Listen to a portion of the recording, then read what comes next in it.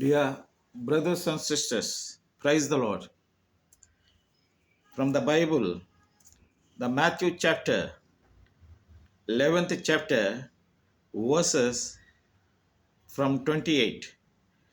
ప్రయాసబడి భారము మోసుకొనుచున్న సమస్త జనులారా నా యొద్దకు రండి, నేను మీకు విశ్రాంతి కలుగు చేతును అని వ్రాయబడి ఉంది.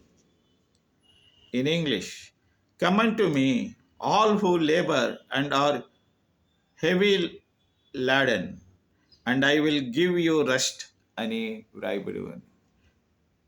దేవుని యొక్క ప్రియమైనటువంటి బిడ్డలారా, ప్రయాసపడి మనము ఎంతో భారం మోస్తున్న ప్రతి ఒక్కరము